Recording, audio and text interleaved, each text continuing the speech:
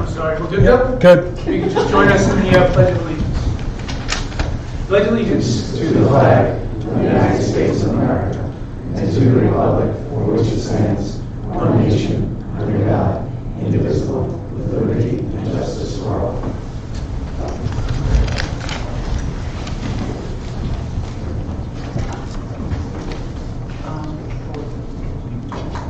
All right, we just do want to offer our congratulations to Jordan Titus, a two-time wrestling state champion, which is wonderful.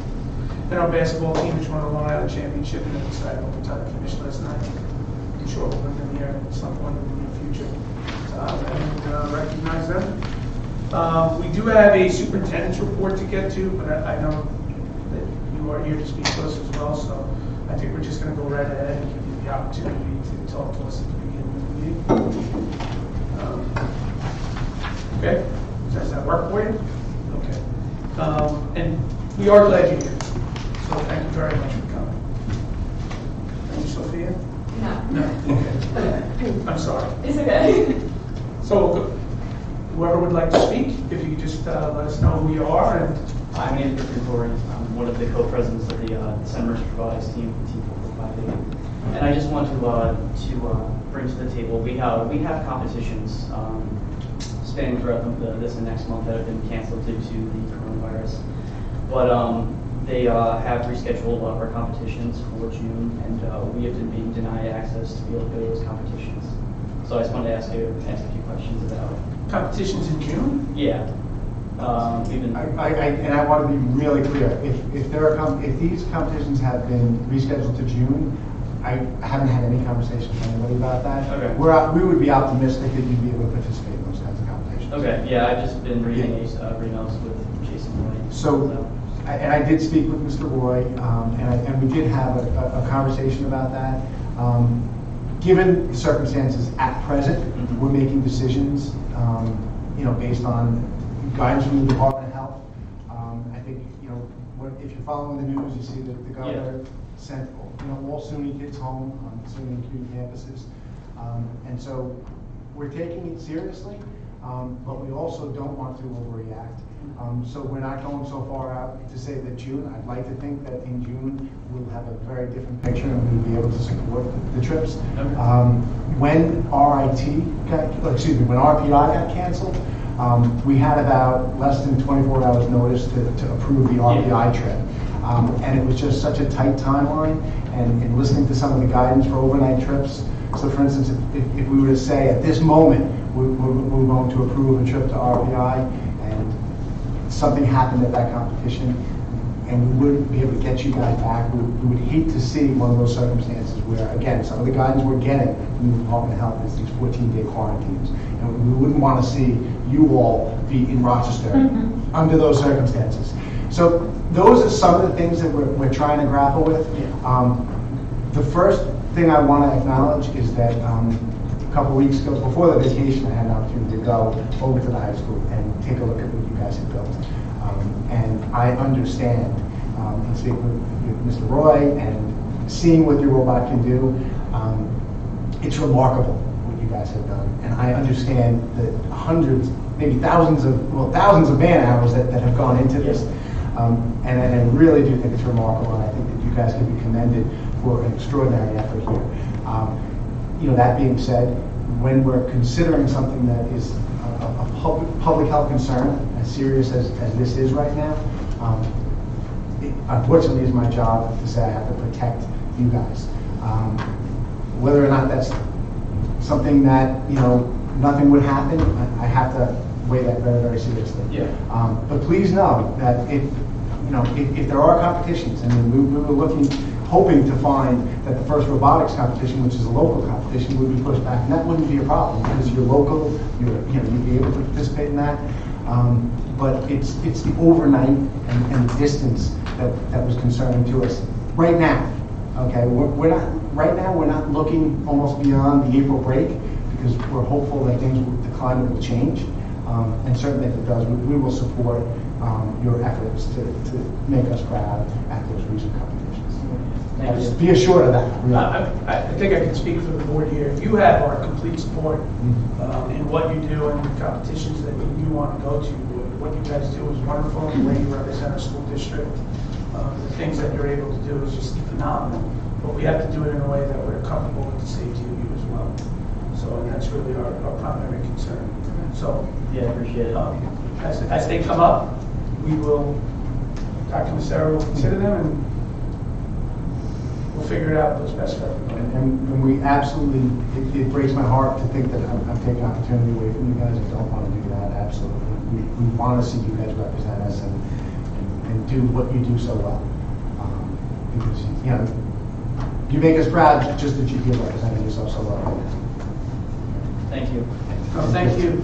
I have a question. Though. Sure. For the June tournament, Griffin, for the June tournament, have you applied to it?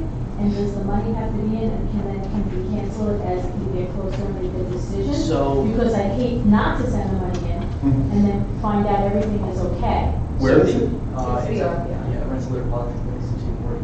So they've rescheduled. So RPI Yeah, had. so RPI is being rescheduled, we have the money in for that already. The Yeah. money we put in for that is good for the June competition. Oh, so we're okay, and Yeah. then. So you're if you're registered, I would say absolutely right now we want to support you. It's far enough Yeah. out that we'd like to think we'll be beyond this. If in fact the public health concerns are as heightened as they are, then we're going to have to make another difficult decision. But I'd like to think that we'll be in a much different place at that point. Thank you. Thank you. Sure.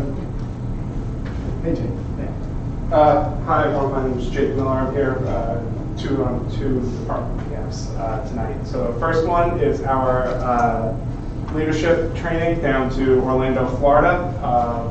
That's coming up a week from today. Actually, we'll be leaving. We just wanted to get an update on what you guys discussed, or what Suffolk County's put out, or anything regarding that trip, just so we can get a definitive answer and get the ball rolling with either cancellations or get going down there. So just like a kind of answer. Again, Jake, unfortunately, this trip was coming at the height of this public health concern.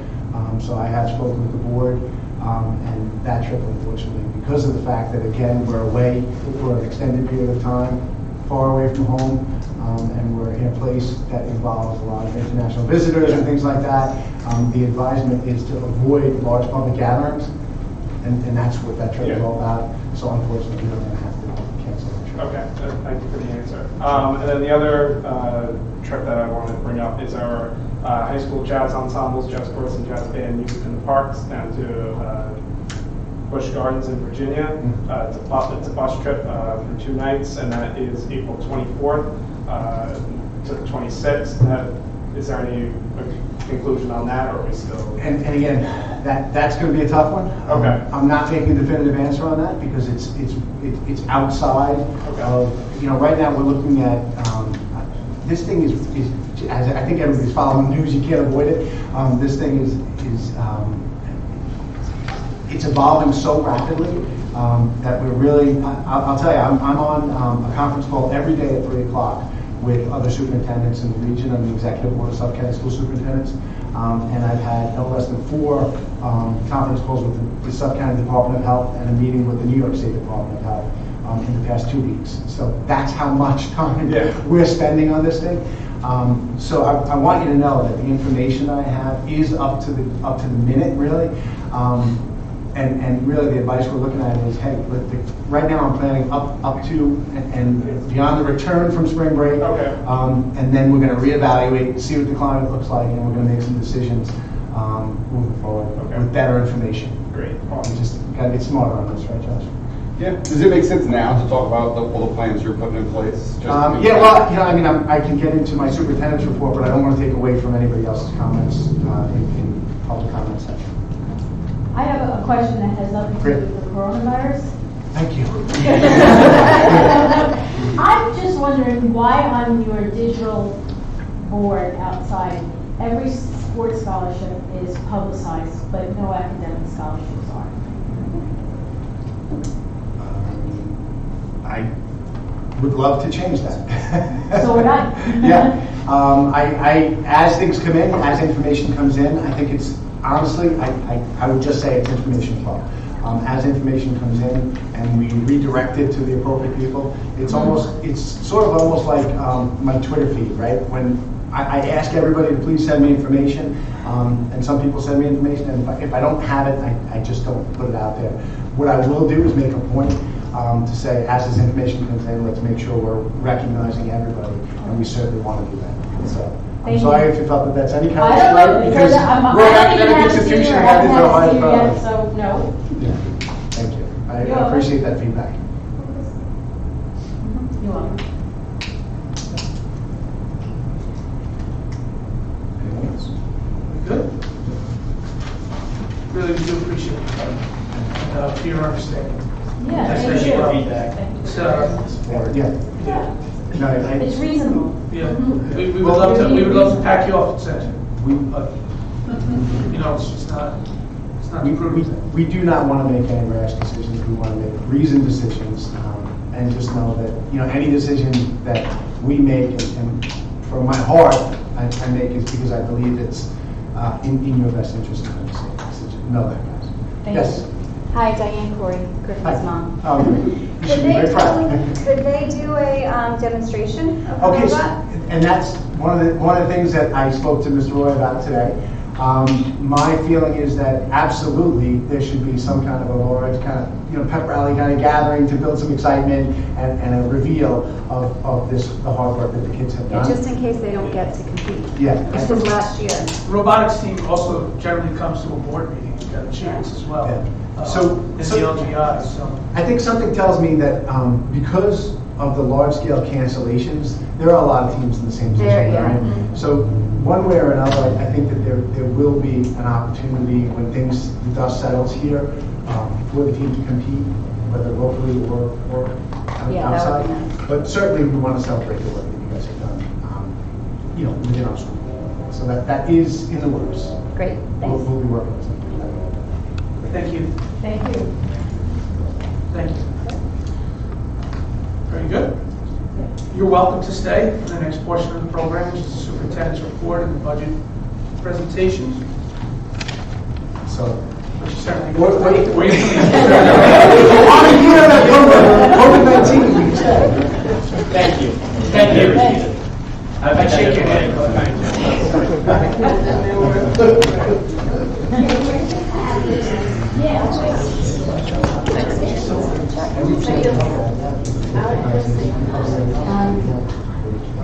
He doesn't need to So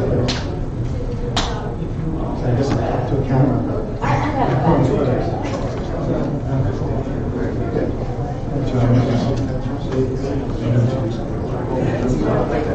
I think we can play on song. I can see that, of course. Yeah, superintendent's report, and then all, which is Oh, the really? budget workshops part. You want me to go first? All right. Yeah, no, I'm good first. All right, we're going to move to the superintendent's report with the superintendent. Okay. Thank you, Mr. Maxwell. All right, first off, I want to offer a tremendous congratulations to our entire district, you know, our leadership team, but more importantly, kind of the grassroots movement that kind of got this started in our teaching ranks, and certainly Ms. Hopshesky and Flynn Trace for our attainment of International Baccalaureate Middle Years Program and International Baccalaureate Diploma Program status at our middle and high schools. An absolutely complete team effort to make this, you know, come to be, but something that I know has changed the culture of our entire district and has really led to some great things and will lead to fantastic opportunities for our kids. So that has been, you know, in 1 week to have 2 schools achieve that International Baccalaureate World School Organization is really just a phenomenal accomplishment. So a credit to all of the people that worked so hard to make that happen. It's great. Yeah. It is great.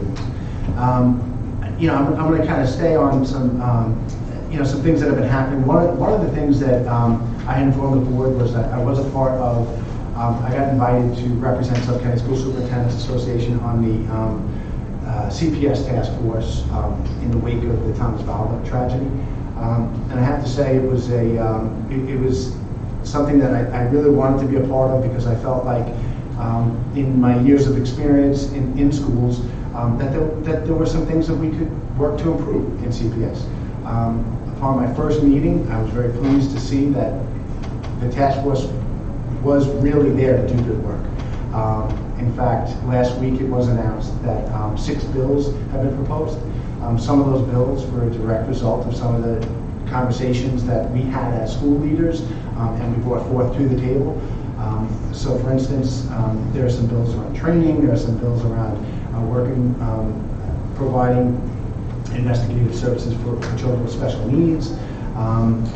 In particular, there are bills around school social workers and psychologists that are certified, and the fact that when somebody that has the extensive training as our folks do, and a school is making a recommendation for a child that spends 7 hours a day in a school, that they can take, that those referrals should actually be risen to a second level and receive supervisory attention. So I'm really pleased that this task force took that serious enough, and these bills are put out there. I will be meeting with that task force again tomorrow to go back through those bills and talk about some things that we may even need to strengthen in the next legislative session. So a real positive outcome out of a very horrible tragedy. But just wanted to report out that I appreciate the board supporting me in attending those meetings and allowing us to do the work.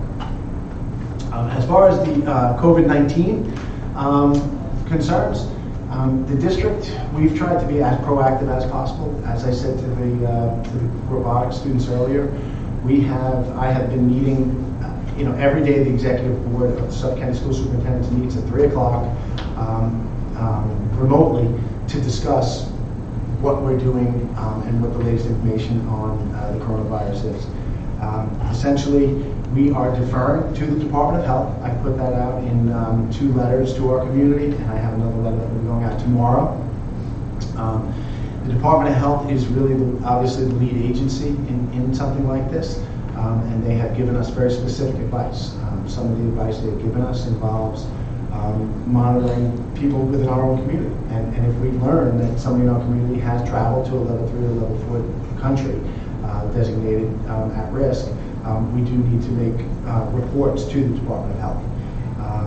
You have seen that many schools, or I shouldn't say many schools, but 4 or 5 schools in Nassau County and 2 schools in Suffolk County have actually closed. Some for 1 day. In the case of 2 Suffolk County schools, they each closed for 1 day, but multiple days in Nassau County. Those are not superintendents making isolated decisions in most cases. Those are situations where the Department of Health advises us on what we must do. We have been, as per the governor's order, if there is a case of COVID-19 that is confirmed in a student or in a staff member, we must close for 24 hours without question. That being said, the idea is that provides the agencies, the Department of Health, enough time to do their investigative work to find out how widespread and how significant the impact is. Some schools will open after a day, after an intense cleaning. As a precaution, we have emphasized the proper hand washing. We've made sure we're controlling our environment as best we can. The Department of Health is essentially saying that this disease is being spread just as flu would be spread from symptomatic people, that essentially hand washing is the best defense against it. So we have been emphasizing that. From the very start, we have enhanced our cleaning protocols. I've met with our custodial team, who has assured me that even during the day they're getting into classrooms and they're wiping things down. They are after hours making sure that every desk, every doorknob, every light switch is being wiped down, and they're doing wonderful work. So I do want to commend our Buildings and Grounds Department for the enormous effort that they are putting into making sure our grounds are clean. Trying to be very responsive to all of our teachers. As you know, there's been a shortage of cleaning supplies and even toilet paper, worldwide due to these health concerns. Our people, we did just get actually spray bottles and wipes that we issued to our teaching staff so that they can, if they feel like they need to, wipe down areas and allow the children to wipe down their Chromebooks in between uses. So trying to take every possible precaution we can to ensure that our environment is sterile and clean and free of bacteria and germs.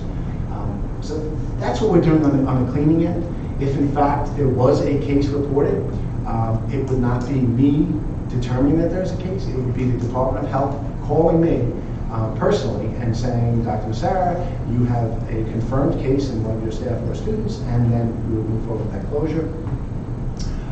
It's important to note that any questions that they have also given out, the Department of Health has been extraordinary in their accessibility. They have given superintendents personal cell phones of top officials in the county and complete access so that if we have questions, we can, on a moment's notice, make a phone call 24 hours a day and get real solid answers about how we should proceed with any kind of predicament. So I feel really confident that we are doing all we can to keep kids safe and making sure that we're looking at every option, I guess.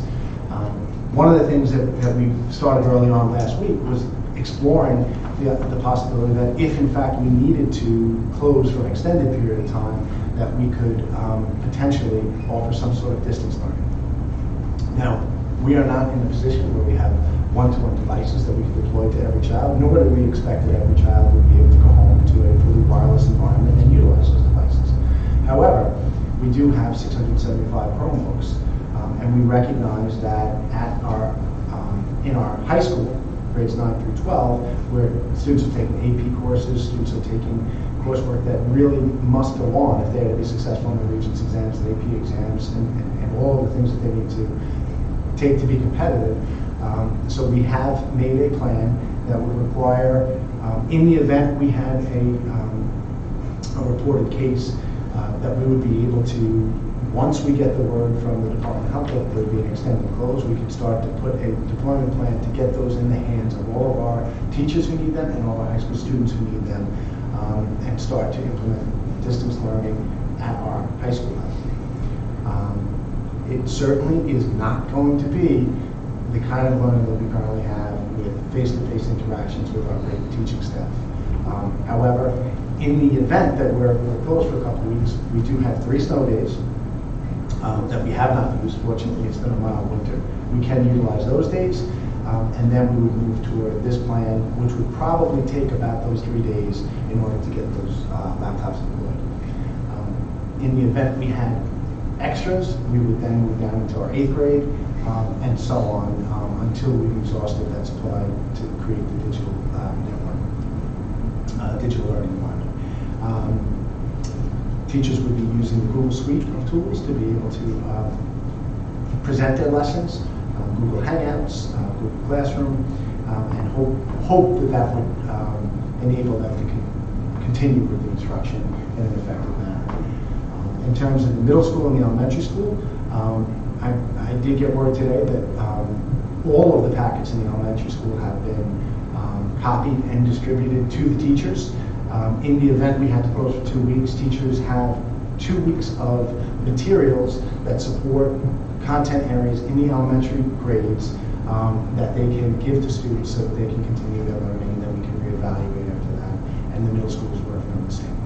I have a question about that, sorry. Yeah. The packets, how are this, suppose we get notice that we're closed tomorrow, they're all on our desks right now. Correct. How will those get home? And Yeah, can so- we send them home? And again, we would need to create a plan to get these out into the hands of kids. So Don't they also change week by week? Pardon? Don't they change week by week? They change week by week, but what we're basically saying is that at that level, in the elementary level, what we're more concerned with is the students not losing the skills that they've established. We're not as concerned with teaching them new skills. No, it's more review. It's more review because we want them to maintain their skills. The kids can do their own independent reading, which would be a assigned task to keep them going in their literacy development. But in terms of the skill packets and things like that, the curriculum-driven materials, we wouldn't expect in terms of creating an equitable situation that every every family, every person would be able to teach new skills necessarily, nor do they have the online capacity or computer capacity to be able to access the kinds of things that would be required to teach new skills. So therefore, we opted for this kind of approach. So what we would do, Ms. Valentine, is likely we would create a pickup location. In the event that you weren't able to distribute the packet to your class, we would have a pickup location. We could go into the building, we could secure all those packets and then get those out to the kids, even if we had to mail them. Worst case scenario. Is there a reason why we just, I know it's the fifth grade, we Sure. handed, one of the assignments has to do with Esperanza Rising, which is a book we would be reading in the next few weeks anyway. Correct. So we figured we may as well have them do that, we put a packet together for that. So the skills in the reading are review skills, but it's a new book. Great. We gave all the kids the Esperanza books and said, just take them home in case, keep it in a safe place. Is there a reason why we can't do that with the packet as well? Or you just don't want to bring that whole? You know, I'm not saying we can't do that. It wasn't a part of our initial planning. Okay. I'm open to any and all ideas to make sure that we can make this work. I mean, I went through the packet with my kids and kind of said, okay, so here you see it says day one, so we're out for one day, you do this work, and Great. But I don't know, I kind of feel like, So that's a conversation we can go back and revisit and see if that's something we should do. I do have to say, I want to give, you as teachers, you're, this is a cooperative effort. I think we all know what we're faced with.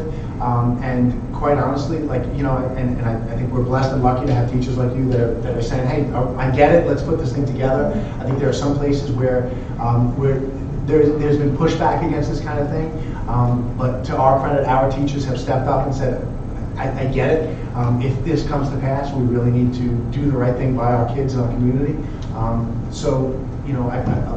They're aware of the possibility already. I would say why not just send it back? I mean, that's, Logistically. something you guys can talk about. It just seems that it would be, just to mail, these packets are thick. Poor Holly copying all these packets, that poor woman. But they're not small, and I think mailing it would be such a cost to the district that if we can, especially for the upper grades, like maybe not kindergarten, first, second, but I think third, fourth, and fifth, or definitely fourth and fifth. Something you could have a conversation with the kids and say, listen, this is the situation. Send a letter home to the parents, and then just say, It makes a ton of sense, absolutely. so anyway. It's a good thought, and I like good ideas, so let's roll. Don't tell Dennis I said. He'll be like, He's watching. Hey, Dennis. Thank you. So Well, otherwise, you know what? Thank you for please pass that on to the staff for doing the work. For the It children. has to be done. There's a situation that's unlike any we've ever really experienced. Well, just know that we appreciate Thank it. you. So, I will. Thank you. I will. sincerely. And so, unless people have questions, that I think outlines most of what we're trying to do to ensure that we can move beyond. The other thing is in terms of, what I talked to the kids about, in terms of, trying to avoid some of the large group gathering locations. One thing I would caution our community on is that our students and our staff, for the most part, are not considered a vulnerable population. However, when we do have events at the school, we've been advised by the Department of Health that people over 70 years old or people who have any compromised health concerns should consider using caution when entering large group settings. So that would be in school or anywhere else. So I would just let that, to our community, that we certainly we feel very confident we're doing a good job cleaning, but that's a caution to any vulnerable population out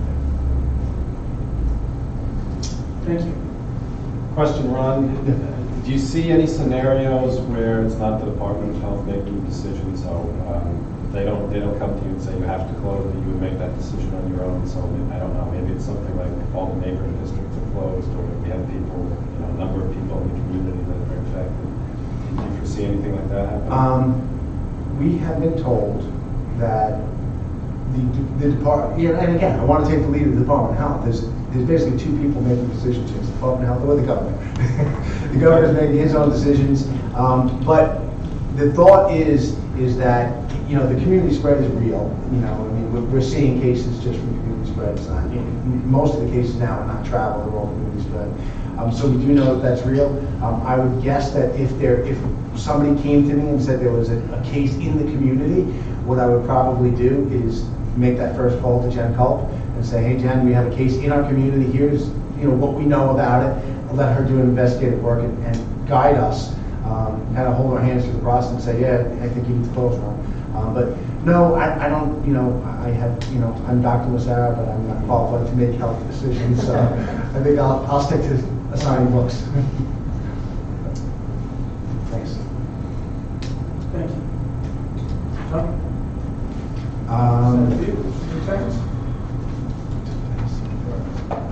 No, I think we're just in the sports season. Just a quick update. We've got 41 kids in boys track, 37 girls lacrosse, 32 in girls track. Boys lacrosse has 30, baseball has 24, softball has 18, and boys tennis has 7. It's looking like JV tennis will have to be canceled due to numbers. This is the second year in a row, so it was not a huge surprise. But that's what we're looking at for spring participation in sports. And that just started Monday. Correct. Right. Yeah, So started we always on the have a night. few more items. We met, yeah. Okay, thank you. Carrie? So you know, budget workshop number 3. Even works like. So tonight we're going to go over an update on the budget that we're currently in, as well as future, some enrollment data, as well as some staffing information. We have year-end update. We've been giving fund balance updates every meeting for the past couple work sessions, so we're going to continue to do that as we move forward. We have a revenue update for next year, enrollment projections, and an update on expenditure budget, a little bit more information than we had last time. And then we'll go through the proposed propositions that we have in the legal notice and that we are going to take votes on tonight as a board for the May vote. So fund balance update. As you can see here, this is just an update of the numbers. This has been a similar slide. The numbers are changing. They're ever changing on a monthly basis, some of them on a daily basis. So our revenue is still short. We're short about $450,000 in revenue this current school year. Again, that's due to the tuition. Our expenditures, we are projecting to see about 1.8 underspend in the expenditure budget. The $155,000 increase in reserves, that's a result of the change for debt service. We had to use some debt service this year. We received some premiums that go back in that, and we also used some money of the repair reserve to do the gym floor of the high school. So the net of that is $155,000. That's offsetting some of the expenditures in the line of the $1.8 million. So the closing balance right now, we're estimating about $1.7 million. When you do that, can you just go back? Was there, to get there, were there any other reserves? So as I look at that 1.7, so at the No last other meeting. reserves to be used. What's that? We're not anticipating, last meeting we had said we may have to You were backfill between like with some 150 and reserves. 500. Right, And that then 155 delta. there is completely different. But you were between 150 and 500 in a shortfall to pay back the 1 and have the 4%. Correct. What is that number now? 0. And what happens? So this is what happened. So we froze spending, as we said, back in November. We are sticking to a very hard freeze right now. I am getting requests from principals. They're explaining to me the request. I'm speaking with my colleagues, and we're assessing the situation, and we are not ordering items that we could hold off on at this point in time. However, Some we are other- buying cleaning supplies. We are running extensive cleaning supplies. Some other information that happened since January 31st, we received the Native American rate for last year. So we now use last year's number for this year to do our estimates, because they tend to not change too much. So they did decrease slightly from the prior year and what we had in the budget. So we're anticipating a decrease in revenue of $39,000 from what we thought in January. We have been reviewing on a daily basis open POs. So we're at that point in time. The auditors are coming mid-April, and then the year end comes real quickly in my office. So we are looking at all the open purchase orders, saying, are they valid purchase orders? Did we pay the bill and there was money left over? We just forgot to liquidate that PO. So my staff in my office is going through every single purchase order to make sure they're as accurate as possible, so that it helps us do in year end, come June 30th, we have an accurate accounting, and it's going to help us prep for that audit, which is early in August, to keep things moving along a little bit quicker. So we saw some savings in utilities. We've had a, thankfully, very mild winter. We've not done any plowing, so we have money there. Some tuition savings on some students that we send out. We are seeing savings in supplies at this point in time. We did just spend an extensive amount of money on supplies for cleaning, so we are being a little conservative on that guess there. And our contractual expenditures, most of them with services being provided to students, we are able at this point in time, with more than half of the year in, take into account, based on the services the students are receiving, how many days left we have in the year, get a real close to accurate estimate on those purchase orders and adjust them accordingly. Some other things, Medicare Part B, our retirees receive a refund on that. The second half payment is paid to them in May, early June. All the paperwork is coming in on that, so we know what that expense is going to actually be now at this point in time. It is about $43,000 higher than what we had thought, and that is simply because the rates have gone up through night shift. Expenses as they relate to the school lunch program. So we have carried the expenditures of some support staff salaries that work on the school lunch fund. We have monitors that we hire just for the cafeteria times to monitor the cafeteria as well as recess. We have some security guards that are monitoring the playground at that time also. We took those expenditures and kind of came up with some of the numbers to say, okay, they could actually go over to the school lunch fund. There is a profit in the school lunch fund, as you know. We are being written up in the external audit as well as by the state for having too much fund balance. In the school lunch program, you're only allowed to have 3 months of fund balance. The 3 months of your expenditures, let me rephrase that. An average of 3 months expenditures in your fund balance. Anything above that, you need to then come up with a plan as to how you're going to spend that down. So we are in that situation right now. Transferring some of these funds over there helps get us from being written up in the prior years to solve those situations, and it will prevent us from being written up in this current school year. So the fund can absorb that cost. So we're transferring money, we're transferring expense to a different line item where To a there's different extra program. money. To a different program, there's extra money. How much is in that? In the school lunch program? Oh, off the top of my head, I don't know. Okay, but that's is this a one-time thing? It's kind No, of we're actually, as we're developing the budget and looking at that, we're looking to see if they can carry those expenditures going forward to Okay. reduce general fund expenditures going forward as well. So the net, so what I asked before, the net is we're getting 140 more in from a different fund because we're now properly allocating Correct. expenses. Correct. Carrie, how many students do we tuition out? Do we tuition out? I will default to Mr. Soto on that. We have We have probably about a dozen to 15 at BOCES. Okay. We have a few outside of the BOCES program, like I believe 2, So maybe 14 total? 14 total. I would say, estimate. I would have to look back just to give you exact total. Thank you. Carrie, the school lunch fund, flying security guards, watching things, that sounds a little creative to me, so how Tom and, well. We could even allocate utility costs. We could come up with a square footage and average use and charge utility costs over to the school lunch program. There are a lot of things But that an you auditor's could- not gonna turn around and say, No. this is a little dicey, so No. other districts. Oh, yeah, I've done this in other districts as well. Yep. We've also transferred federal program money, so some of those monies have been spending out of the general fund, such as benefits, some salaries that maybe didn't get allocated right away. Some BOCES costs, they're all being paid out of the general fund as it relates to professional development. We're transferring those expenses over. We've done the analysis of all those programs and got those over. So that was about $57,000 being carried in the general fund. So in February, we did those entries to get them off the books.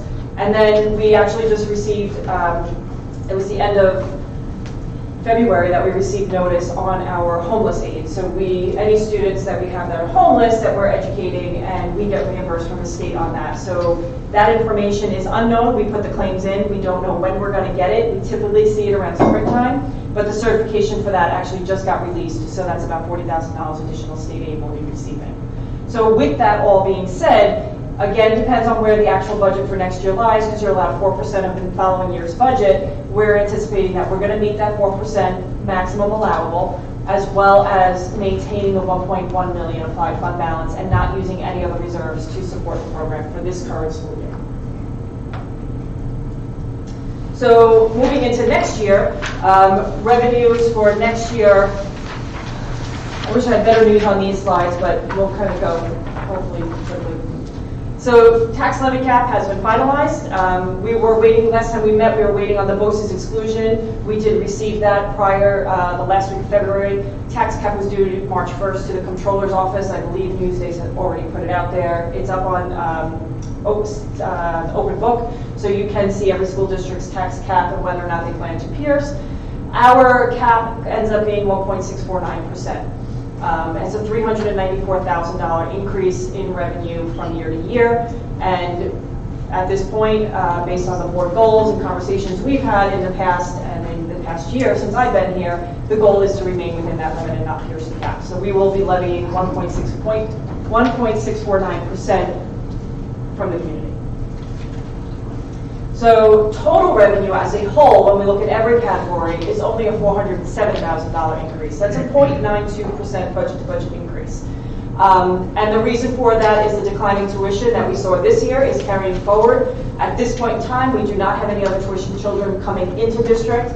We have locked in East Mauritius numbers as of March 1st. We know what the projected rate is for that. We have the Native American projected rate. So we have a projected state aid number that the governor gave us in January. April 1, we'll get a final budget from the governor. If we were to get an additional 2% aid, we could see another $200,000 in revenue. But again, that is something that is up for discussion. What are the expansion numbers?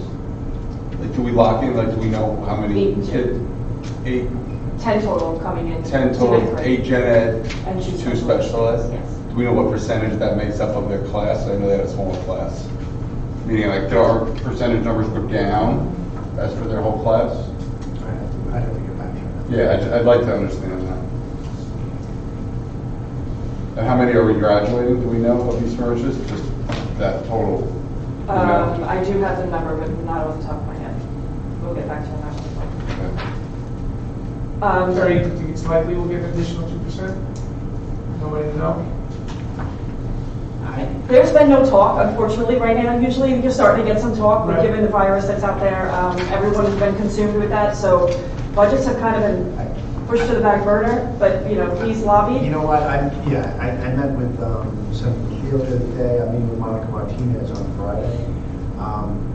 Honestly, part of the problem right now is the market, and they're not anticipating meeting their revenue based on the precipitous decline in the stock market is having troubling effects. So we thought that, and then in the last couple of weeks, things have changed. Tough to say, really, really tough to say. Not easy to predict right now. It's very challenging. What the conversation we are hearing, they did propose lumping all of the expense-based aids into the foundation aid.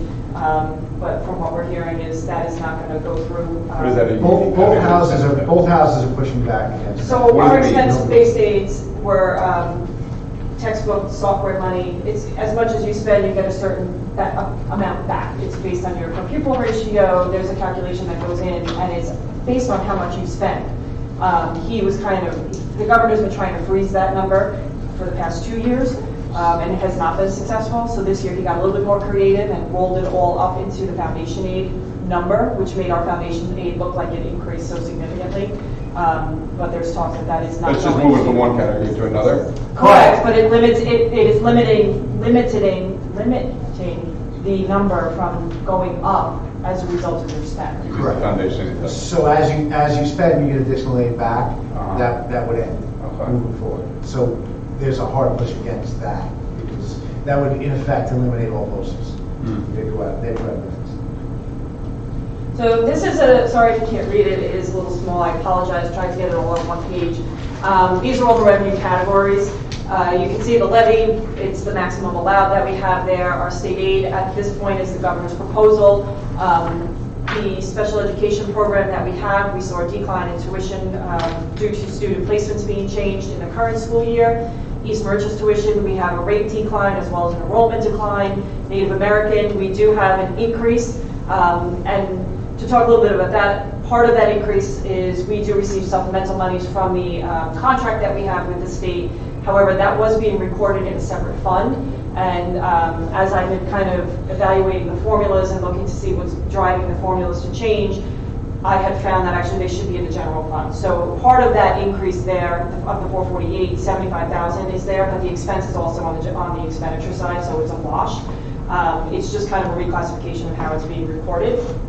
But that number does include our current BOCES placements and the aid we anticipate to receive on those children as well, which is why it is a bit of a higher increase. Interest, we have declined. Interest rates are declining, as we all know. I'm leery on the 75,000. If the market continues as it is, it will even meet that next year. We are not going to meet the 100,000 this year. We will just come in short because we did just receive notice yesterday. Our rates went down again. So, we're watching that closely to see if we'll hit target on that.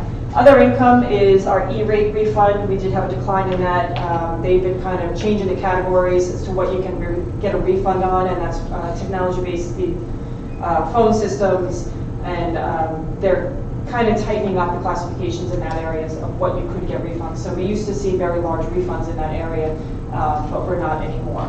And then unclassified revenue, that was just kind of some miscellaneous items that were occurring. We can't predict what that would be, but this year the number is not hitting the target. So based on this, in the past history, we're lowering that number as well.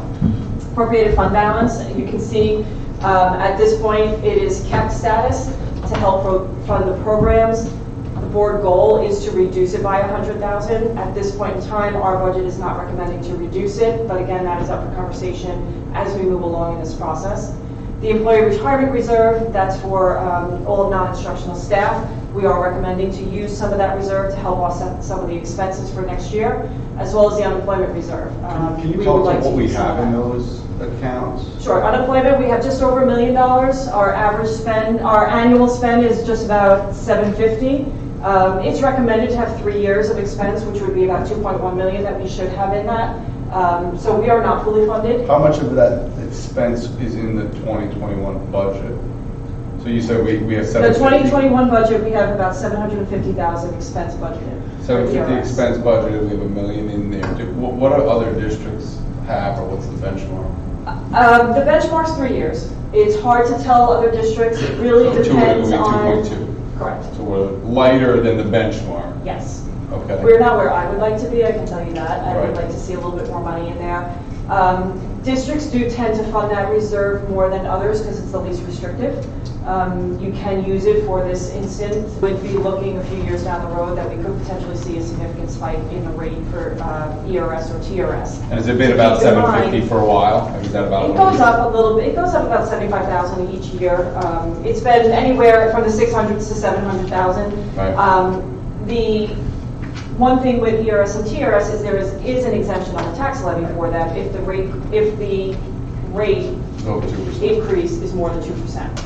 Yeah. So that I foresee possibly happening in the future is we may pick up those exemptions again. But we don't know. When do we have like the board discussion around whether we're, this is your proposal, I guess, around whether we're comfortable using from that fund, whether we're comfortable not hitting the board goal on the 1.1, reducing that, or with the goal to reduce it to $1 million. Like, is that the next meeting that we'll have that conversation? We could, Do you you need that can give input us some now? feedback right now if you like, as a board, as a whole. Revenues at this point, this is what they are. They're not really changing much anymore. The only thing that's going to change is the state aid number, and that will be on April 1st, so we won't have it until then. We've kind of locked these numbers in at this point in time. So if the board is inclined to not use reserves, please let us know now as we continue to build the expenditure side of the budget. We know what we need to do on that side. Or if you'd like to hold off until our next meeting when we have a little bit better picture of our expenses, because we may be able to come in at that time and say, hey, you know what, we actually don't need to use the reserves. So it really, I leave that up to the board to decide if you want to move forward on that conversation right now. What I would say is it's hard to say that we're comfortable or not comfortable without understanding the puts It's a and pretty big takes. decision, right? Well, we got to understand the puts and takes, I think. So maybe at the next meeting, you can have those things so that we can kind of understand, well, do we really want to take out of this account now, knowing we're going to have pain in 2 years and the community's going to have to pay for it because it means a teacher or it means a whatever. Sure, we'll do. So as you can see, the total revenue to revenue, $407,000 budget to budget increase essentially is what this is saying. So probably going into enrollment, before we get into actual budget spend on the expenditure side, some enrollment information for next year as well as years out that we've received. This is just showing the trend for the past 10 years of enrollment as well as going forward. You can see we started at 1,600 students back in 2011. In 2020, current year, we're at 1,554. And we have had a decline in enrollment, and we will continue to see that decline in enrollment in the next 5 years, down to 1,450 students. So we are on that downward trend. We knew we were on that trend. Last year we had this conversation as well. Most districts are on a trend as people are not moving on to Long Island with children. They are leaving the island. So, you know, it's a little tough, but it does help us as we prepare budget going forward as to where the numbers lie with regards to our staffing. So this is just a little bit more of the numbers by each grade. This information has been given to us by the census data. It's based on the information that the company has at this point in time. We received information from a company called Fivecast that we use for projections, as well as the Western Suffolk BOCES preliminary long-range planning report, which we should be receiving a final report shortly to share with the board. The only thing to note on this is grade 9. We did have to kind of move those numbers around because of the incoming East Mauritius children. So we took an estimate of their enrollment decline as well, and not seeing as many kids come in as we have in the past, just to give us a little bit better of an estimate going forward. So as far as grades K through 5 are going, we anticipate, enrollment pretty static. The kindergarten numbers are off the projected enrollment from the library census as well. So we're recommending at this point in time adding a section to to kindergarten. Currently we have 4 sections with 100 kids enrolled. It's about 25 kids per class. And we anticipate 111 students entering in kindergarten next year. So we're trying to keep that class size down. What does the contract say on that in terms of, you can go up to 29 without increasing the salary of the teachers? And if we stayed at 4, we'd have 3 sections at 28 and 1 at 27. Yeah, but one of the sections will actually be a DCT class, which is an inclusionary model, which is the max of students that we can have in that section will be 25. do we do 2 teachers in that in kindergarten too? We do, yes we do. How many new entrants did we get this year in kindergarten? Did we? New went from From September. September. We got about 10. 10. I think we started with low 90s. Kindergarten alone. Yeah. So that- Grade kindergarten. That 111 is complete in total live birth census. It's not like we check it. Correct. Registration. Yeah. Yeah. So when do we get tighter on that? Like, how does that work? That's the best available information we have based on our zip code. You know, When does registration begin? You know. Registration. Can we say, what's the Yeah. pre-K, the UPK? Yeah, it's don't- all Yeah, K caps. But then I, 48. they don't have. So it's not, So, yeah, they got 50 kids, that doesn't help us. How long is the registration period? Registration's It's ongoing. Ongoing. It's Yeah. open and ongoing. Yes. And that was our issue this year, is that we had so many late registrations Right. in kindergarten. And, Yes. on So track we- throughout the year. We have 4 sections. It would be, we I can mean, be ideally, very it's, quickly over the it's, cap. Correct. That's during right. official registration time and June, to know then. So 116 is, it's not even 116, it's 112 is the cap technically, because you have to have 25 in 25, DCT. that is correct. 25 in DCT plus 4 Plus 4. times 3 is 12. Yes, that is correct. So we're 1 based on this live birth analysis. And what is that? Is that from BOCES? It's the There's census company data. Fivecast who has access to census data. And again, it's old census data. You know, we're at that point of doing a new census, This is- which, Like if you looked last year, did it say 100 for kindergarten? Like how tight no, is I it? think we had in the No, we 90s. had Yeah, in the 90s, so it's a little light. I believe it was Yeah. 96. Yeah, that's what we were projecting from last year. What was the long-range planning study for the kindergarten numbers? That was lower. Yeah, I The remember, long-range but it wasn't- planning wasn't had, it wasn't much, it was like It was 107. 107. I think, I think long-range had 107, Still has Fivecast had a significant. 111, so that's what we felt we were better off going with a higher number. Yeah.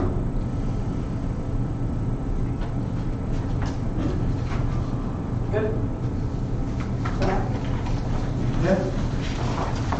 So expenses in the budget, some enhancements we have put into the budget at this point in time, recommendations, is to upgrade the server for all our cameras district-wide, upgrade the software system for the cameras. We're in the process of upgrading some areas of it through this current budget cycle, but these are other things that are going to have to be put in place just to improve the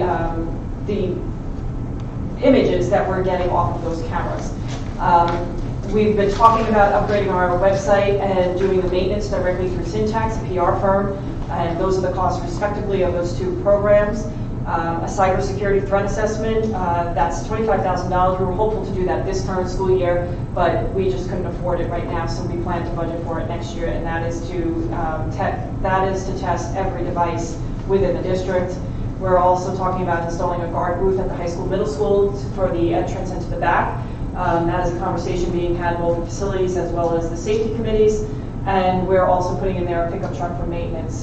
If you recall, in the past, we've had $55,000 for that expense on the budget that we've been pulling out every year. But in conversations that Raina and I have been having, and just in my past experience, ways that I was able to try to find a little bit of cost savings on these type of items is buy a used truck. Kind of explore a little bit further, maybe not buy new, and use different avenues. We did just find out last week Suffolk County has released a bid on used vehicles, so that is another avenue we can go as well for that. Didn't we lease the security truck cars or no? No. What can you lease? I'd have to check with the general municipal law on those, because my understanding is you really can't lease unless you have voter approval for those leases.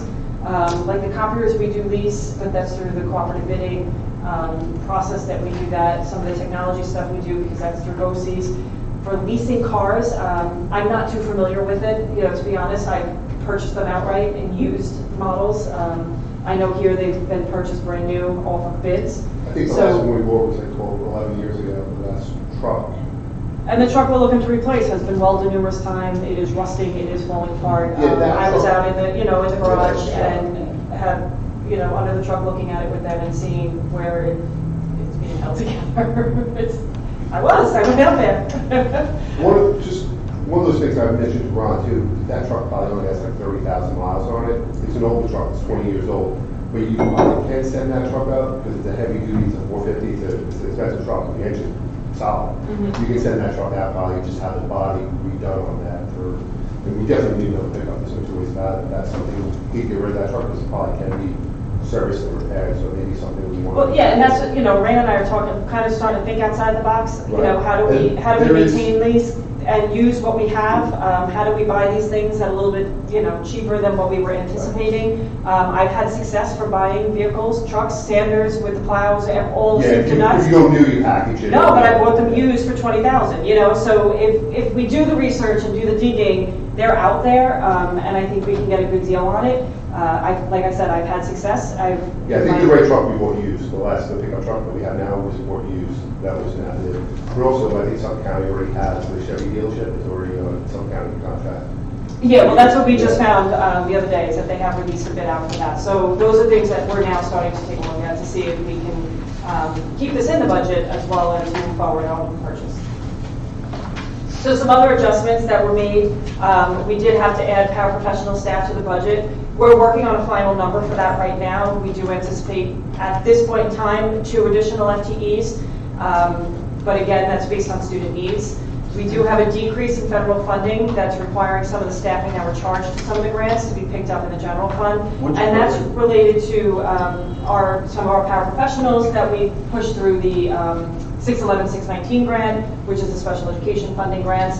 Our title grants are seeing a decline as well. So on the 611, 619, we also have to pay what's called set cars, which is, I cannot tell you exactly what the acronym stands for, but it's an educational cost that we have for preschool children that are receiving services at private locations, and we're mandated to pay that using those funds. So as enrollment goes up in those areas, those funds get allocated to that, which decreases our use of those funds within our district. So we do have to pick up some of that funding in the general fund now as a result in order to maintain the program.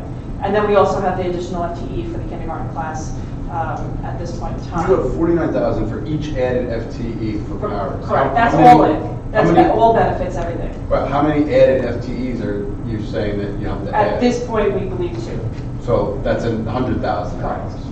And is that even after giving effect to the reduction in student placements and like, Yes. in this page, That's you based reduce on current enrollment and current CSEs that are happening.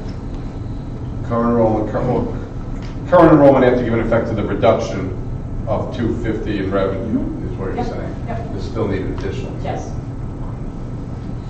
Some savings we did recognize already due to the reduction in enrollment going from the 5th grade class going to 6th grade. We can reduce the overages, they're not needed up there.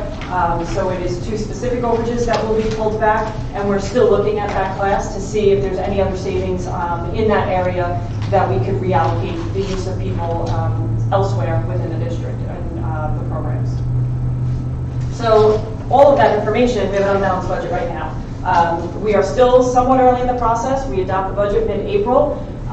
We are working diligently daily as a team to go through every single line item in the budget, all the staffing, all the programs, to make sure that we are tight as can be as the expenditures and the projections are as best as possible.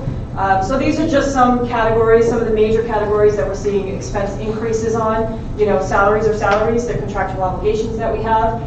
BOCES, a lot of that cost increase is related to some of the students with special needs, and just general BOCES percentage increase on their contracts that we have through them.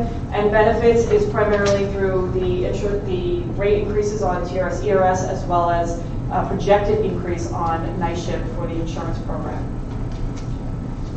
So here are just some things that we as an administrative team are looking at in order to balance this budget. Do we buy the pickup truck? Do we take out the computer threat assessment? Do we not do the server upgrades and the software for the cameras? Do we not do the website maintenance? Can we consolidate our middle school basketball and volleyball teams, 1 for each boys and girls? Currently we have 2 teams for each, which are a little light, and putting them together we could still compete competitively, and if not a little bit more competitively. We could eliminate intramurals. We can eliminate a football assistants. We currently have 3 of them. We are looking at transportation as a whole. We've already are in the process of entering intermunicipal agreements with Riverhead School District for transportation of some private routes, and we are currently looking at our current routes. Based on the reduced enrollment that we have, do we still need 10 full buses running these routes? So I'm currently working with Alworth to take actual attendance so we can take a look at this. We should have that attendance information by end of this week so that we can do an analysis on do we really need all the buses that we're running, and can we consolidate those runs for some savings in there. Yeah, We let me ask pay you a about question. $80,000 a bus. So a long time ago, we looked at, like, right now we have full busing for everyone, even if we live next door. Have we thought at all or talked Push at all? limits. Yeah. I mean, I don't know the savings, but at one point the savings was like $500,000 a year. You know, if you went to kind of something that other districts have, maybe just interesting to know what that looks like. I mean, community may say So no, they have to vote on something it. else that Ron and I have talked about is hiring a consultant to do this analysis for us. He would look at it. I've done it in my past. I know Dr. Tara's done it in his past. It is very helpful. It's an enlightening process to go through, and the individual also help write the RFP when you're at that point in time to make sure you're getting the best for your money. But what they do is they take a look at, do you push your mileage difference? Do you change the time of your schools to consolidate? But doesn't that Currently something have a that has to be 5-hour done run, do we need a 4-hour run? now? Because if we change. It's time consuming, and that's a Right. conversation that I think, a lengthy Yes. conversation to put out to the community early in the process and get them involved in the process. But what I'm saying is, if you change the distances, I believe the community has to vote on that. Yes, And they if have you're to going to approve it. realize those savings in this budget, I would think that you have to get in front of them very quickly. Correct, we're probably in a difficult spot to get that, make So that it's too happen late this for budget. this year, okay. I would say, I think the consideration would be on years out, looking at a consultant to say, what are your options to bring in those kinds of savings? So that's why right now we're kind of looking at, we know we have 10 buses running for enrollment, we have 1,600. We're 150, 175 light on students now. Do we still need those 10 buses? Right. That That you can do now. That we're Yeah. working on right now, We're yes, looking for at next our year. share. Yep. We're looking at all contractual services that we have district-wide. If we're going to continue them, we're working on RFPs for various services to see if we can get lower costs on those areas. We are looking at conference attendance district-wide for all staff, if we can reduce any of those lines. Do we increase class K-12? We don't know what that would look like. We are working on that. We're doing some mock scheduling. We are looking at the program as a whole. Do we reduce secondary teaching staff? Do we eliminate that added kindergarten section that we proposed in the slide before? So we are looking at the program as a whole right now as administrators, kind of having the conversations, the difficult conversations. How do we least impact program in order to balance the budget? Just a quick question. Mhm. The intramurals, what intramurals do we have that possibly? It's for $1,000? Yeah, Program? middle school. They started doing intramurals a few years ago. I want to say it was middle school, like kids who weren't necessarily going to be on sports teams have the intramural option. It's not high school. So it's more the example sports. Yeah, You know, and it's, Is you it know, part of it's, we weight have room this. for regularly that some people do, is that part of that as well? No, that's in the weight rooms and the athletics. It's specific to middle school kids that maybe were going to maybe start playing in 7th grade or 6th grade. It was Okay. really like an extracurricular activity. What's the number? For that's not, Is that a big and number? some athletes are Is not, that- like, kids, in terms of participation, I think we have good participation. I don't have the number, but I can get it to you. Thanks. So with regards to staffing, this is just a summary chart of the history of our support staff, not non-teaching staff. You can see buildings and grounds, we reduced by 12% over the past 10 years. That's as a whole, custodian, grounds, and maintenance. We went from 17 to 15, where we are currently and what we're proposing for next year. Clerical has had a reduction over the past 10 years from 21 to 17. It's about a 20% reduction. Primarily, those reductions have been here in district office. And the paraprofessionals, you do see an increase of about 17%, but that increase is primarily related to mandated services from the IEP and 504 plan. So we do have very limited ability to change those numbers, but we are looking at them closely as the Pupil Personnel Office is going through their CSEs and evaluating the needs of the students. What about security guards? Do you know, generally speaking, 2010 to 2020, how many guards there were and where we are now? We have increased one additional guard in the elementary building. We have 2 there now. The high school, I think we've added 2. We have 4 high school, middle school, one technically in the middle school, 3 in the high school, and then we also have the roommates. So I would say We have 6 total now? we have 6 full-time, I know it's a lot more people. 7 full-time. 7 full-time, what do we have 10 years ago? I mean, you don't know. I want to say probably 3. And yeah, like 3 or 4 max. Gary, the buildings and grounds in 2010, how many were full-time, part-time compared to what we have now in 2020? These are all full-time. Those are All These are all full-time? full-time. Part-time, we appoint on an annual basis and assess the need on an annual basis. So as we mentioned before, as we were talking revenue, some other options to consider to help balance the budget, use more than just the 300 of the ERS reserve to offset the deficit. Maybe use a TRS reserve, which we just established last year, and fund it to the max. You can only use 2%, only fund that to the maximum level of 2% of your next year's salaries. Or increase applied fund balance instead of 1.1 million, use a little bit more money there. However, it's important to note that these are not sustainable items. These are one-time fix for expenditures that are ever moving forward. So we will have to make reductions to expenditures to sustain that fiscal stability going forward. Our goal is to be fiscally stable and not fall into fiscal stress. These are the things that we are looking at in order to balance the budget. It's a conversation to be had at the board level. And as we move through, we will be sure, to have a little bit more in-depth conversation to see where the board wants to go with either reductions or some increased revenue areas. So propositions that are on the proposed to be on the ballot. Capital reserve. One of the board goals is to create a capital reserve. It's to help offset money from the taxpayers so we don't have to do a bond vote, or if we do a bond vote, it is in conjunction with that. So it's creating a reserve. It can only be created by the voter approval. It can only be spent with voter approval. The wording in the proposition would be to utilize any surplus we may have at the end of a year and up to a maximum level. The funding is 10 million max over the course of 10 years. So, this is, if the board sees fit that they want to put this on the proposition to move forward, it would just be creating it. It is not guaranteeing funding at any point in time. At every year, the board would approve a funding for it should we have surplus, as we approve all funding to all reserves. that would be within the guidelines set by the voters and voted on at the board meetings at the end of the school year when we know if we have any additional reserves. If the voters approve the capital reserve this year, we get funded with that. We could start funding it this year, should we have surplus, we don't anticipate having it. Right. But we could fund it any year for the next 10 years. We could fund it by. If we wind up one year with an overage and we don't have a capital reserve established. Mhm.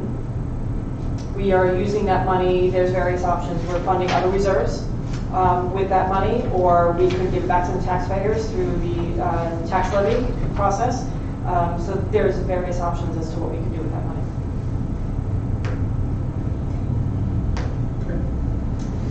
So future capital savings, which we've discussed at numerous board meetings, and we've been talking about through this process of budget, is the board has already negotiated and approved a contract for an energy performance contract. It's going to implement savings within the district. As we get through that project, we'll start seeing utility costs decrease, which is going to offset the financing of that project. All that project needs is board approval. It does not need a community vote to move forward in that project because of the savings and the mechanisms that are in place for it. However, the board can go out to the community and ask for the vote approval, and by doing that, it allows for additional 10% of building aid. So we're receiving the minimum building aid on this project at this point in time. 10% additional comes to the district. It doesn't go back into the project to add other program to it, and this is resulting in about $600,000 additional revenue to the district to help offset other costs. Over how for the long? program. 600. 15 years. So the money, the thing that you showed with regard to the balanced budget, does it have the EPC revenue? No, in it? because we wouldn't At start zero? seeing, right, we wouldn't start seeing this. We anticipate starting this work in October, with final cost reports being filed at the end of next year. So we would start seeing the aid flow in the following year. So Okay. 21, 22, we would start seeing that. And we would start seeing the energy savings and the financing You of the would get project and all some of that. rebates as well with that possibly. We will be, yes, we got the contract approved in December. We're able to file all the paperwork in time to make sure we get all those rebates based on the solar that we're doing from, I think it's from PSEG. Right. And we're getting reimbursed at 62%, is that the right number? This would be, yes, right now we are. This would give us the And additional if the voters 10%. approve, We're going to be 72. 72%, correct. So we're also voting on the budget in May, and we also will be voting on 2 board members. There are 2 seats up for election. Applications can now start being picked up by the district clerk, Ms. Gallietta, up in the high school, if interested in running for the board. So at this time, we are proposing 4 propositions on the May vote. We have it in the agenda for tonight for the board to authorize each one. We did pull it out of consent if the board wants to have further conversation about that, as we do need to get the legal notice printed and advertised within our timeline for the vote. So our budget process as a whole, our next meeting for budget is April 15th, where we'll do a final budget review. The board is anticipated to adopt the budget and adopt the property tax report card. We do have another board meeting on, I believe, March 25th, in between these 2 meetings. So if the board feels fit, we may have to add another budget conversation meeting in, whether it be on the March 25th agenda or if we hold another meeting separate just for budget workshop. That is to be determined by the board in future All right, times. so let's, everybody kind of check your calendars and see if there's, I think the problem with March 25th is that it's unlikely that we will have a state budget on the 25th of March. We would really Right. need to do something after April 1st, so that we would have a very clear picture of our revenue, and then we could think. so let's try and get a budget workshop between April 1st and the April 15th meeting. We have an April 1st is a Wednesday. Is there a reason we can't choose April 1st? We will get those numbers. You get them on April potentially, 1? and Yeah, we then- want to make sure we get those numbers, right? When is there a break in there? We have April School break closed? is the Yeah. second week. So the 8th? Third. When is the break? Oh, 6th to the 10th. Yeah. and when is our next meeting after that? On the 15th? The 15th, right. So it would have to you be really the only second do or the it third. Well, the second or third was during that break week. Can we do it during the break week? The 8th is a Wednesday? We'd have to do it without that. My travel plans got canceled, so I'm okay. I'm just saying, I mean, listen, I can do the second. The second works. Well, let's, So you're gonna have enough time We should have though? numbers on the first. You'll have time to. It's an easy plug-in. yeah, so Those let's, runs come out right after they sign, so. And, you know what, given the governor's history, he's pretty adamant about having an on-time budget prior to him. This wouldn't have been a safe bet. I would say it's probably a very safe bet. That it would be not good. But I'm gonna tell you right now, I don't have everything in my calendar, I gotta go look at like 3 or 4 different things. So what do we pick, like 3 days? That's what I'm saying, so we don't have to do it right this second, but we wanna get something between April 1st and the 15th. Let's, Tom just said, the April 2nd is still good, he doesn't think it works for him, so everybody come up with 3 dates, and email them to me, if you can, in the next couple of days. Does that week off work for you guys? It may not work for me. Okay, because otherwise that just really leaves 2 days, the 13th and 14th. Right. Right. Like I Which is the said, day after Easter. I have When to do we have check, to adopt by? because my brain, 23rd? I'm sorry. When do we My have to brain adopt is by? Do you different. have that date, the 23rd? that's break. Is it I have 26th, is just it a late? couple of days of summer. What is I don't have it with me, but I. So you're off the I got the 14th week. 23rd. The other It'll be option, the other option I'll be is, back for that. Josh, the other option is a special meeting after the 15th for adoption. So we push back adoption a week. We just So have to we're double still check within the the window, deadline on. but we have a regular meeting scheduled on the 15th, and then we basically, Check. if we get to that point where we get through that difficult conversation on the 15th, then we have time to finalize things, and the next meeting, the adoption meeting, can be a relatively quick meeting. So the adoption has to be by which date? I think the 24th, I'm trying to see. if I can That's pull just it gotta up. be like 15 days before or something, the budget vote? Correct. The property tax report card has to be You don't submitted. have that? No, I don't have I'm trying to see if I can have it. Check the time, you know what, Check, I April probably 1st have it through the in 24th. In my, one In of your my calendars. calendars. Yes, there should be Why don't we a have- logo from Center County. Right, Commissioner has a,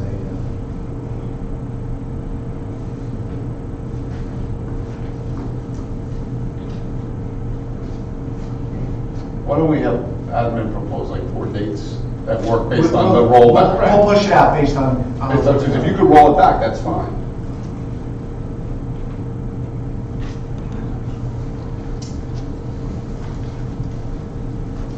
I might have it in my mind. I know I have it in email. It'll So be- we'll get that, Yeah, we'll get that that's- information. All right. We have a meeting on the 21st? Any other questions? Are there any other questions about the budget? Concerns? No, it's a Tuesday. Budget workshop, any other questions? Thank you. Marcus, On Josh? Thank you. Marcus, you the turn it capital over. reserve, Karen, Yes. funding for that, does that not count as an exclusion that adds to the tax cap? The capital reserve would not be part, it's not budgeted for. We would only fund it if we have surplus. So it's not a budget line. We would not build an expenditure line as a result of it, so it doesn't take effect into the tax cap at all. If you fund it, if you put a budget item in, does it not add to the tax If we put cap? a budget item in, it would affect the tax cap, because it becomes an But if exclusion. you fund it from reserve, it doesn't? Correct. Because it's not a budget. It's just line. cash. So we could raise the 1.6 up by funding the reserve from the budget, with the line item. Say that again? It's an ex- I think this is what. I see what you're districts do, so saying. Is that not how it I'd works? have to see how, I'd have to check the effects of that. Say Because the again? other is we could use the debt reserve, What one's- but that offsets the revenue. 1.6% tax cap. Right. Would go up, I believe, if we, Right, but you're also increasing your budget line by that same amount. right, so it's It's a a net. net, it's a net, correct. Right, but, So you go to the community and say, we want to fund this thing, we're going to go at 2%. Right. Not 1.6. Then you put the money in there and you fund it. right, So it's going to be a separate line item to fund that reserve. yeah. And I don't know what the implication is for following years. Can you just change that every year according to whatever you like? Yeah, it's I'd have to look and I'd have to talk to council on the language on the resolution. It has to be specific, because right now we say it would only be funded with surplus. Right. I believe, you guys will let me know, and you guys will. I'm still on my, April 27th is our drop dead date, but go ahead. For the resolution for the capital reserve funding, Correct. right now we have it that it would be funded with surplus funds. Correct. If we wanted to fund it as a budget line item, it would have to be stated, I think, in the resolution. I think that we're trying to accomplish two things. One of the things we're trying to accomplish also that is not likely for this year is the capital outlay included in it. Right now it's $100,000 project. The likelihood is that it will go to $250,000. So my recommendation would be, if it's $250,000, that rather than fund capital in our budget, I would put it in a capital outlay project. If we saw that we were in a position like that, because that would enable us to get aid on a one-year project up to $250,000. And if in fact then we result in a better position to fund. So generally that's why I think these kinds of projects are funded through additional extra funds at the end of the year. So I don't think we need to, is my point, I think, because if we saw ourselves in that kind of a budget circumstance, we would go with the capital outlay project. Would you agree? So, Because your capital reserve is so very. you're saying it's a line item either way in the budget? Correct. Well, the capital outlay, which. So you're saying it's gonna go up to 250, so we'd have a line item in the. For a capital outlay Seen it. project, right, that we would be able to access in that year, Okay. as opposed And to then- funding. And the only approval necessary is through the budget process. Right. So You get that it, you're reserve right, you is- get it in one time, and now it's in the budget as part of your. Well, And kind of it's be funded the next annual- year at your rate. Right. So you get that thing going at 250, Yep. you keep that thing rolling. Right. It's a because you- one-time payment. And what One is time that? hurt, but you build yourself up to that. So maybe in year one, you go 100, in year two, you go Right. 175. Because year you're gonna three, you get go 60% back then, and it's less payment. And that is also, Friday, April 24th. that is also then an exclusion, Carrie? I believe, well, I can't answer that. We're going to research and get back to you. I will, yeah, because Because we're I've heard at mixed about 1.65 that. this year. I think, you know, if we pitch this right, the community would understand if we went up to 2%, for instance. With either mechanism. Well, what you're Either saying mechanism. is that 3.35% is for a one-time capital outlay. Or the reserve. Whichever, yeah, but it's for Right, capital, it's right, not for right, budget, it's not for Right, budget. right, it doesn't change this, but the point is now you're down, you only have 1.65, you're not at 3.8. Can you- If do you you have to go to the separate it community, out? if you go to the community and say, we're at 3.6, we want to push it to 4 or 5, that's But going to you be need much to harder. separate, and I guess we need to know, if you did that, is that exceeding the cap for purposes of 60%? Maybe that's what he's saying, I missed it, but No, it's not? you wouldn't. No. Okay. Well, We would only we'd have need to the look at the simple majority. legalities of You how need the separate line calculations items, I work. think. Right, yeah, We it have has to to be look at how the specified where the calculation money's works for going. it. Yeah, So we'll work on that and get that. We should have that. Okay. yeah. All right. Thank you, Kerry.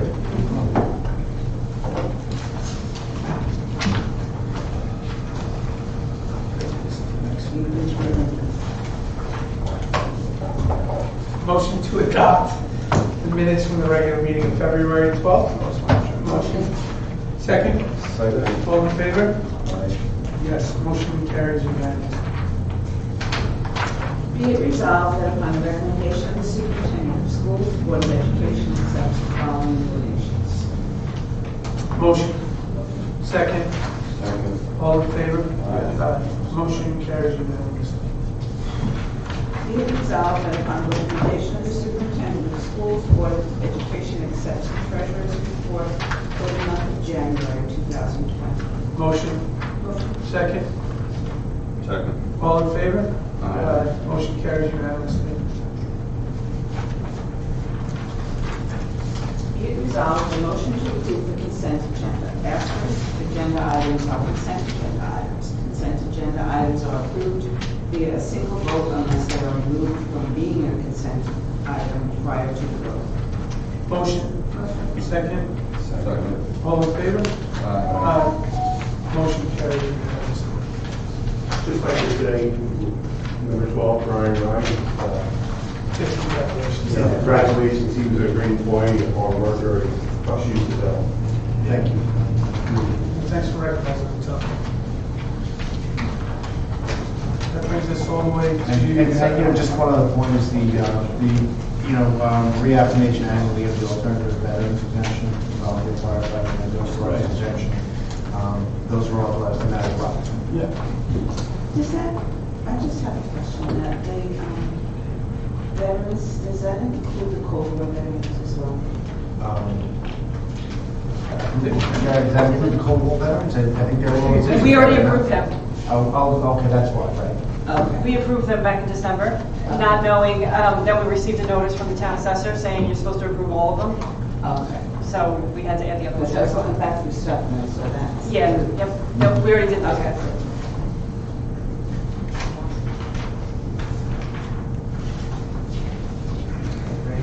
I'm ready.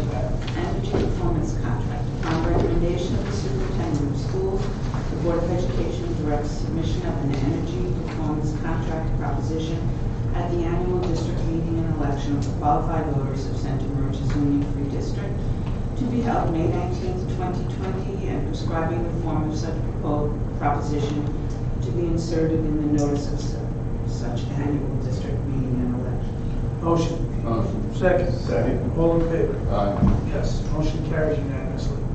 We really need to get this out the right way. And, So we can realize it and makes I sense. we'll get to work tomorrow. I know you will. And we'll consider all our options in terms of getting the message out. We'll do everything we can to make sure the public fully understands. I'm willing to go how on a road. important this is in terms of getting our I'm willing to go on a road tour. Let's do it. Upon the recommendation of the superintendent of schools, the Board of Education directs submission of a proposition for the creation of a capital reserve fund at the annual district meeting and election of the qualified voters of Center Merchants Union Free School District to be held May 19th, 2020, and prescribing the form of such proposition to be inserted in the notice of such annual district meeting and election. Motion. Second. Discussion, yes. From my perspective, if we, so I absolutely 100% support the capital reserve establishment. I think it will add a lot of confusion at this time, and I think if we were able to fund it this year, it doesn't look like we will be. And if we thought we'd have surplus and be able to fund it next year, I would say absolutely, let's do it now. But tied into what Marcus said, and hey, is there a better way we could do this? I would be worried that the confusion there and someone thinking, oh, they're putting $10 million somewhere, where are they using it? Correct. It happened before, it happened with this field, and, when we did the football field, people said, oh, I don't understand this, I don't understand that. It happened with the busing, where they voted to approve cutting back the busing and then said, oh, we didn't understand it. I just worry that it would. It can be overwhelming when you've got, multiple referendums on one ballot, and, when you're asking people, even though it's at no cost. I love the idea. To service the taxpayers, there's obviously a long-term benefit, but you're right, and the one thing that happens too is if we're saying we're gonna fund this over 10 years, and in year one, we know we can't fund it, we're giving up a year of potential funding. If we approve it now, can we pull it prior to the vote? So we need to get that, we need to get the legal notice in, and then I don't believe. So once we approve it, that's it. I understand. And do we have time as to what Marcus was talking about, Yeah. for notice-wise? If we want To to, add it in, can we, no, I don't. I'm sorry. If we were to add to the legal notice, make a modification, if we were to add this proposition in, say March 25th, we approve it instead, and we get it into at least It will be printed two. March 29th, I believe, So we may be able to. and it has to be translated. Right. So if we put a rush on it, possibly, To me, the- we'd have to talk to council. because might it not change based on what Marcus asked? Well, we might actually decide that we can fund it this year, right? Right. If we find out the We exclusions. could put it in, status since were- we funded with 200 grand. Is it here? Yeah, whatever. Can I go get it? Yeah, We may not fund it on July 1st, that might be at the end of the year, right? Well, I think if you said you were going to By fund the it, time you know what your budget looks like, you might decide to fund it then. well, I think if you I wouldn't had. want to lose a year funding, though, that's. By looking at what we looked at with her Tilty thing, I'm not sure that there'll be an ability to, oh, you mean lose a year? Right, at a if we zero. approve it now, and we can't fund it this year, then we can only fund it for 9. And if it's 2 years, which it looks like it's gonna be 2 years, then we lose, then we only can have the original fund for 8. So we basically have to decide tonight. Yeah, I think we probably have to decide tonight, and I think to me that the most cogent argument is the one that losing years of funding on the back end. My guess though is Concerns. you can extend, like, The lawyer will tell us, but my guess is you could have a resolution next year, hey, we got 8 years left, we'd like to extend it 2 more to 10. You had a new capital reserve. Yeah. To do that. Yeah. So you can have, You mix this you can one. have We had multiple two capital reserves. reserve funds. Uh-huh. One would have nothing in it. And then the other One one. would have something in it. When- The The other second one one would would have have nothing. nothing. We might have 6 So, before we yeah, fund it. we were in a position in my last job where we had a capital reserve, and that capital reserve had expired. So there was money in the capital reserve, and then we had a new capital reserve to fund that, and we were able to use both of those funds to offset the new capital project. Combine the two. Yeah. I mean, it's still the confusion, I think this is something syntax allows us, right? Correct. We tell them, look, this is going to be confusing for people, clear it up as best you can. Right. Address it that way. I mean, especially if the statement is going to be, we can't fund it. So, you know, you have to explain to people, we're setting this mechanism aside, and it really isn't going to cost anything this year. Right. No budgetary. But at least you have the When we got mechanism the there bus, in when the case you bus can't. proposition went out, this is way back. Yeah. Well, I don't know, way back. 7 years ago. But the wording was pretty Mhm. Did you read the wording in the packet that went home for this thing? on the signs. That was confusing too. So we have the right to either approve or not approve it at this point in time. March 25th, we can make an informed decision, and what legal is recommending, we would do a 5th legal notice. So if we publish the first one with or without it and make an amendment to it after that publishing, we would then just publish one more time. We can do it on the 25th or something. Yes. So You we can make the can table it decision now. on that particular resolution on Gary, there. so we can table it now, so Yes. we can have more of a conversation, especially considering Marcus's question about the increases in the tax levy to fund. So I let's- leave it in the So notes? we don't No. approve? No. You pull it out of the Well, we're going notice. to table it for further discussion, so You we're pull going to the make a capital motion. reserve out of the notice. Just wait to do it until the next meeting. Next March meeting. when you finish it. Right. Maybe we can open it and fund it, and then go to 2%. So motion to table the capital reserve establishment to the March 25th meeting. Second? Second. All in favor? All right. Yes. Motion carries unanimously, and I do think that's the best decision. So do you have to then amend the Exhibit 7, the legal notice? Are we approving an amended legal notice? Correct. Okay. Without that thinking.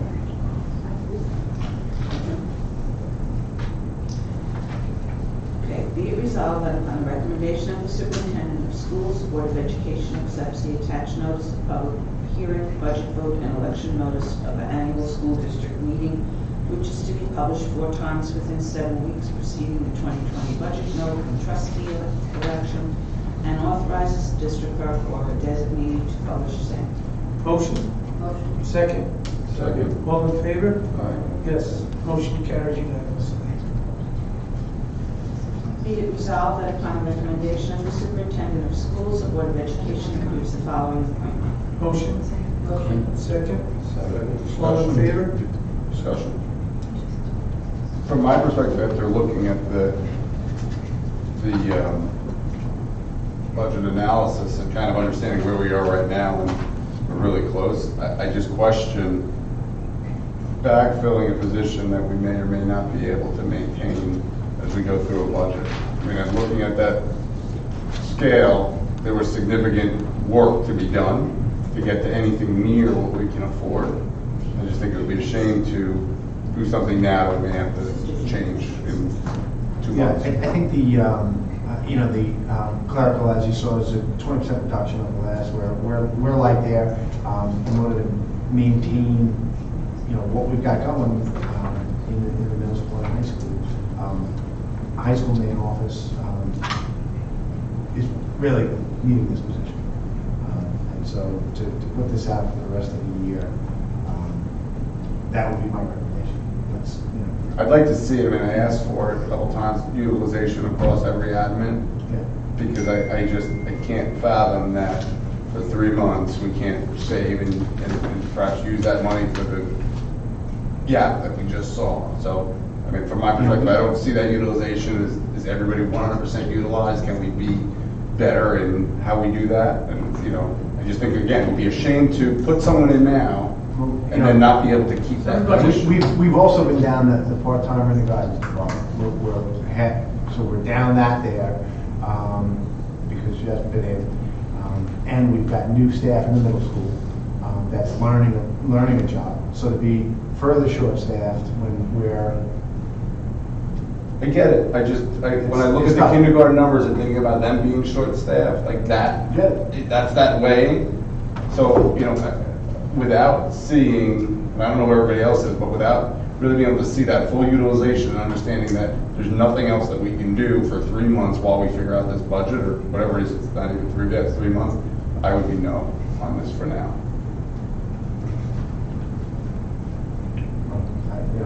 I wouldn't put it forward if I didn't think we needed it. So it is. We are light on support staff, so, yeah. But what do you base that? We- I'm not, what do you base that we're light on that? We had more before. Our numbers of students have gone from 1770 to 1500. Staff, their jobs don't necessarily change on that. We have Well, done, we've we bought have, software. and we have done things to try to automate, in our clerical. But, the reality is we need the support in our buildings. Because it directly goes down to the kids. When we get, all those numbers come in, all the attendance, all those kinds of things that have to roll through that office. I get it. I also think that as we're negotiating with, 2 units, being able to say, listen, we're taking every bit and we're, eating as much as we possibly can and saving as much as we can goes a long way. I really do. And again, I'm not saying, I would say no if this position was in the budget, but I'm saying I want to understand we can afford it in the budget. And I think we did get some savings from a, mid-year retirement that helped us in this. Terry, when you So I say- look at it like that. So, that mid-year retirement helped us, potentially in a small part to get us to a place where we're balanced. And, we're projecting this in it when we're saying we are going to have 4%, we are going to have that. So I don't see it as big a hit because of course it's prorated over 3 months. So it's not It's not an enormous amount of money. I No, get that. right. It's more, are we able to sustain this, seeing what we see in that kind of a lot of wood Yeah, and we chop? want to, and it's an opportunity to bring a new person in here, get them trained and up and running so that next year we're, If we can we're sustain running all it. cylinders. If we can sustain Well, it, we are that's looking the- at, we are looking at staffing and potentially, trying to come up with some options to be a little bit more efficient as we move forward to the 2021 budget.